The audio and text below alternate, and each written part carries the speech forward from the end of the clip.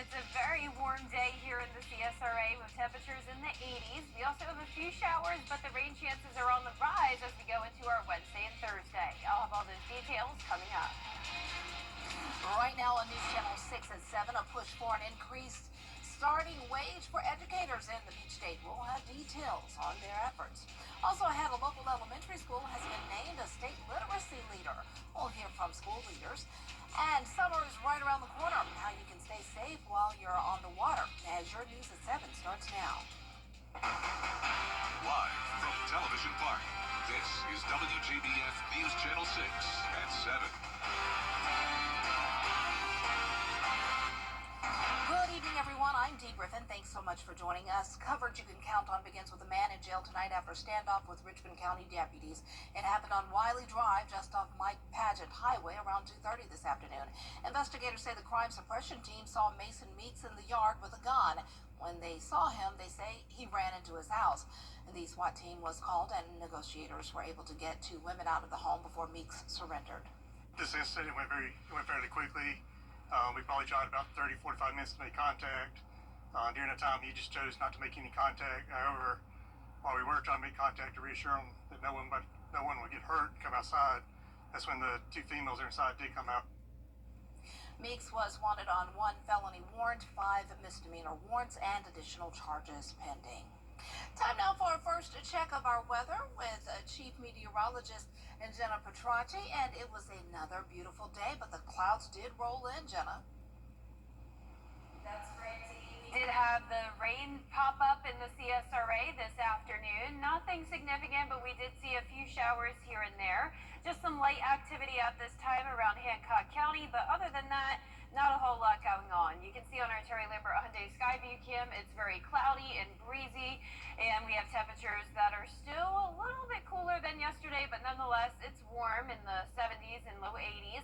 Temperatures are cooler, though, in our northern counties where there was some rain today, and you can see right now places like Thompson down to 75, 74 in McCormick, 82 in Millen, 81 in Swainsboro, 82 in Wrightsville, and 75 in Edgefield. Dew points are climbing. We're now into the 60s, so it's feeling a bit more muggy out there with the southwest breeze. The winds are sustained up to 14 miles per hour in Augusta, 13 in Aiken, and the winds are gusting up to 18 now in Aiken, but overall not too windy today. And you can see out towards our north and west, that's where we're seeing heavier rain and some stronger to severe storms. But for us, it's a pretty quiet night. So for the rest of our evening, not much going on, dropping to the lower 70s by 9 p.m. And looking ahead, you can see those temperatures are on the rise into the middle 80s with a 60% chance of rain on Wednesday and Thursday. Coming up, I'll have a look at your futurecast for that, plus your 10-day forecast. So stay with us, but back to you, Dee. All right, thanks so much. Well, summer is almost here, and being out on the water can be fun, but if you're not careful, it could also be dangerous, as hundreds of accidents happen each year in both Georgia and South Carolina. In 2023, the Georgia Department of Natural Resources counted 119 incidents, and South Carolina DNR reports a total of 146 in 2019. Those incidents include accidents involving boats and jet skis, which can result in drownings and even deaths. Anytime alcohol is involved with recreation and water, it creates a dangerous situation. So we recommend that you never mix alcohol and water together. While you are out here on the water or on land, we always recommend that you do have a PFD readily available or that you are wearing one. If you are out on the water and ever find yourself in an unsafe situation, the best thing to do is call 911 for assistance. The 40-day legislative session wrapped up in the Peach State, and the Georgia Association of Educators is already looking at next year's legislative session to help Georgia students and teachers. Archis Seshadri reports. The Georgia Association of Educators wants to give a stipend for student teachers as they prepare to work to become full-time educators. A lot of people don't realize that these aspiring educators, they're in a teacher preparation program, becoming a teacher. And they work full-time in the classroom as a student teacher, attend college full-time. And many of them are also supporting families. They have their bills to pay. The Georgia Association of Educators say ultimately it's about finding teachers and keeping teachers, and that means making sure the classroom sizes are small and also increasing the beginner teacher pay here in Georgia so that teachers don't leave the industry or go to other states. We would like to see more funding going toward counselors, school social workers, school psychologists. The president of the association says next year's budget should include more funding to help students cope with mental health challenges in the classroom. While the budget does include an increase in the funding for school psychologists, it is still at least 4 times the recommended ratio of students to school psychologists that is recommended, and we also have over double the ratio of students per counselor and school social worker. We need these mental health professionals in our school settings, and we need them at the recommended ratios so they have the time to spend with those students that need that support. According to the National Council of Counselors, there should be 1 counselor for every 250 students. But in Georgia, sometimes that's 1 counselor for every 750 students, which is triple that amount. Reporting in Atlanta, Archit Seshadri, Atlanta Bureau Chief. Augusta University honored the past, present, and future with their Toast at the Fountain celebration today. Several events were planned this week to celebrate Inauguration Week, as Russell T. King will be officially installed as the 2nd president of Augusta University at an investiture ceremony on Thursday. Georgia's state superintendent is recognizing a local elementary school for the 2nd straight year. Superintendent Richard Woods honoring Mildred E. Freeman Elementary School as a state literacy leader. The Georgia Department of Education started the annual award in 2023 to highlight schools across the state with outstanding achievement or growth in reading. Woods credits school leaders for handling the challenges that come with education in a rural area. You don't necessarily have all the resources and funding that perhaps a larger district would have, but also we live in a very impoverished area. This is what we call a Title I school. And so that is, kind of another, barrier to overcome.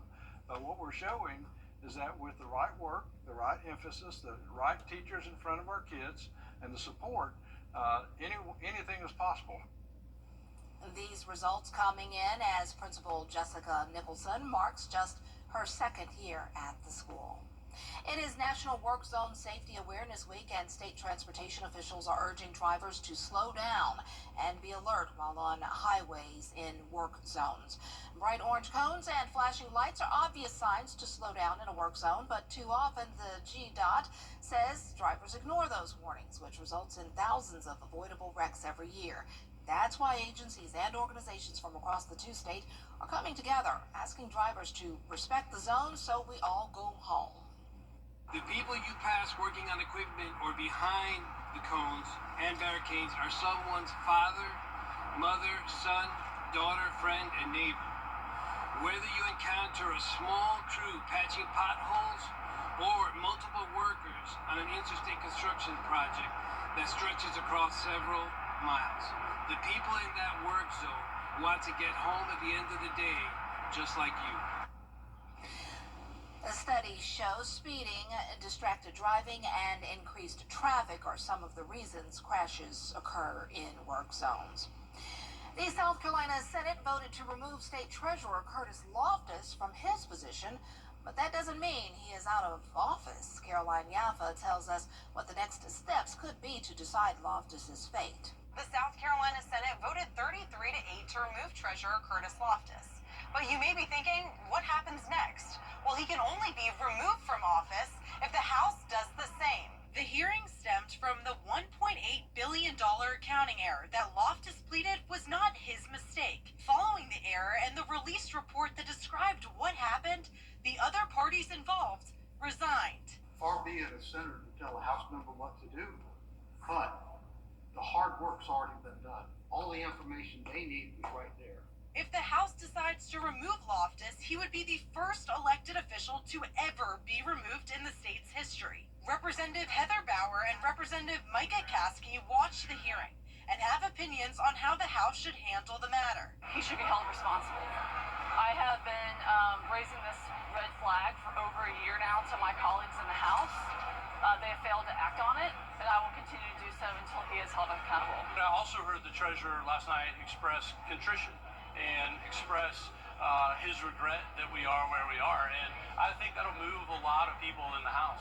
Governor Henry McMaster said before the hearing that Loftus should not be removed from office, and his stance has not changed. changed. He says the proceeding was unnecessary and the Senate should have spent more time on other bills that should have been passed by now. I think waste a lot of talent and time on something that really ought to be decided by the voters. And the Treasurer Loftus, I think he's already announced a re-election. That's where this ought to be decided. Let the people decide. Senator Jeff Zell was one of the people who voted to keep Loftus in office. He says he didn't see enough evidence to remove an elected official. In Columbia, I'm Caroline Yaffa. Augusta leaders still looking for answers when it comes to millions of unused federal housing dollars. Commissioners holding a special called legal meeting lasting more than 2 hours, but taking no action on suspended Housing and Development Director Hawthorne Welter. He was suspended after the commission approved paying the federal government more than $6 million for the alleged mishandling of rental assistance funds. That's the federal money. It was not our money to begin with, not just to have or to lollygag around with. So we get that out of the way. We handle our business here and we hold people accountable. Was money stolen? We don't know.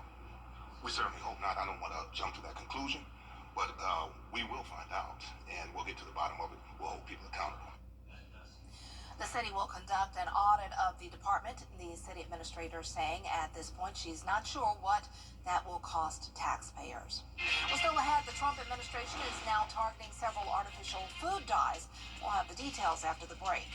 Hey there, Georgia. On ABC News, Los Angeles. It's a summer-like pattern for us this week with the chance of rain and storms increasing as we get towards Wednesday and Thursday with temperatures staying warm. I'll have that full Viper 6 forecast right after this break.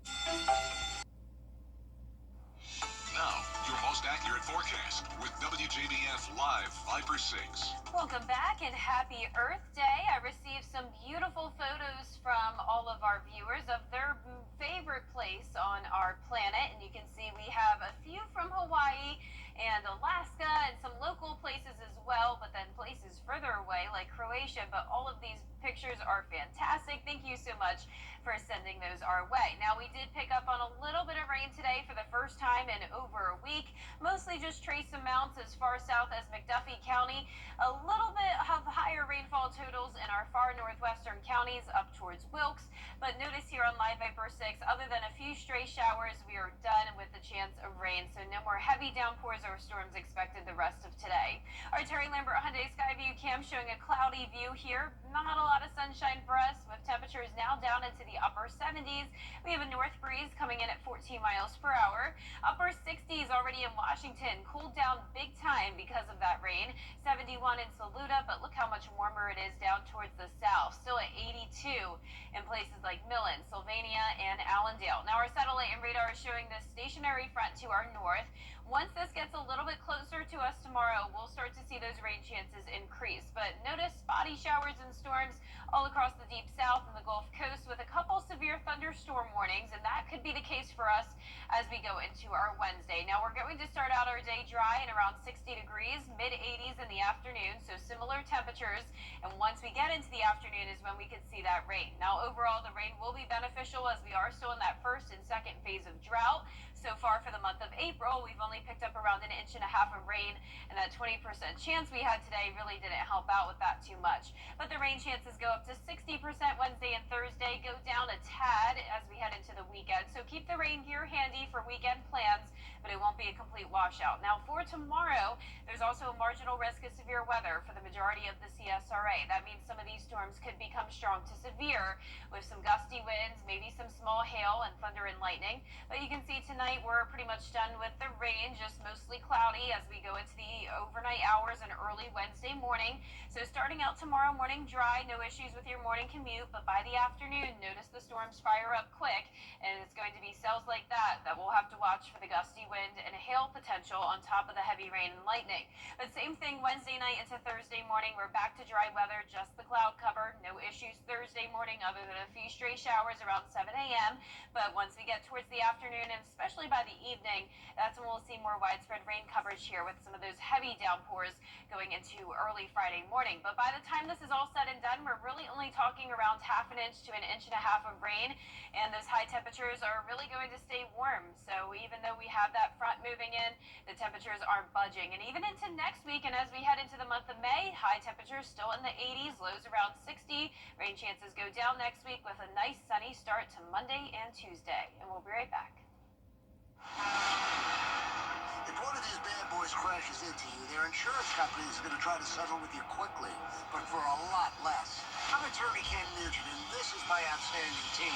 Hi. We're known for moving pretty quickly ourselves. Getting your money fast is crucial for your recovery, so we go for the maximum settlement possible. Faster. How fast, you ask? One call, that's all. Call Ken.com. It's payback time.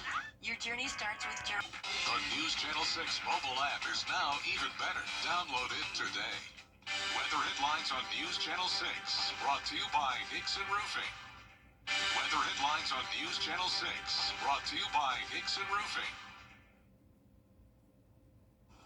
Today is Earth Day. The climate holiday is celebrated annually, raising awareness about environmental issues and encouraging sustainable actions we can take to protect our planet.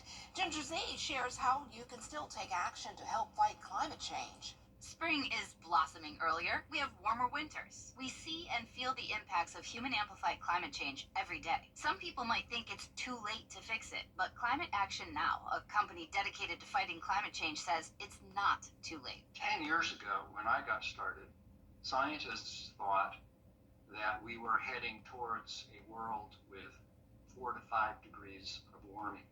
That is catastrophic amount of warming. Today, just 10 years later, the consensus forecasts are that we're heading towards a world with 2 to 3 degrees warming. Now that's still really, really, really bad, but it's way better. It tells you that we're doing a lot of the right things. According to the Environmental Protection Agency, human-amplifying climate change mainly comes from the burning of fossil fuels like coal, oil, and methane gas. The theme of this year's Earth Day is Our Power, Our Planet, focusing on renewable energy, things like wind or solar, with a goal to triple the global generation of clean electricity by 2030. Where the world has made incredible progress in the last 10 years on renewables, driving down the cost of solar and wind and deploying them around the world such that it's become the dominant form of energy. Climate Action Now says doing even one small thing creates solutions for the future. They offer an app giving you easy ways to do your part. While they take action with the app, they earn points, and when they earn enough points, we will actually plant a real tree on their behalf. So if you're ever feeling like there's no way to help the planet, remember, there is, and every action counts. There is a lot of despair these days around climate, and we have found that when people are feeling depressed or anxious, if they simply take an action, they'll feel better. With this Climate Minute, I'm Ginger Z. If you have to ask why it's important to start your day early, here's your answer. Grab the 2 for $5 mix and match breakfast deal at McDonald's. Choose 2 of your faves and take home a delicious pair just for you. Attention, Augusta! News Channel 6 congratulates Charlotte Garnes, this year's Remarkable Women honoree. Recently, Charlotte was recognized as a News Channel 6 Woman to Watch for her outstanding work with Reinforce, a nonprofit that provides jobs and housing assistance for incarcerated women. I'm not doing it from a place of judgment. I'm doing it from a place of love. Charlotte will represent the CSRA nationally at next star's Remarkable Women Award ceremony. Women to Watch, proudly sponsored by Goodwill. If you have to ask why it's important to start your day early, here's your answer. Grab the 2 for $5 mix and match breakfast deal at McDonald's. Choose 2 of your faves and take home a delicious pair just for you. Dog lovers across the country are putting a new spin on Coachella by hosting their own Pupchella festivals. The events include top DJs, delicious bites, refreshing sips, and photo ops. This is video of a recent Pupchella event in Arizona. Enjoy a doggy obstacle course or a full-on ball pit. Looks like a lot of fun. Many owners say Pupchella is the ultimate doggy day out and are already counting down to the next event. Very fun. This is an upscale play date, doggy play date. I love it. So cute. Sure the dogs had fun with that. Yeah. Well, our forecast is showing some active weather as we go into Wednesday and Thursday. Scattered showers and storms, and some of the storms could become strong to severe in the afternoons. Warm temperatures in the 80s even into next week, lows near 60. And we're back to sunshine Monday and Tuesday of next week. All right, well, that's our time for now. Thanks so much for joining us. Entertainment Tonight is next. Have a great but safe evening.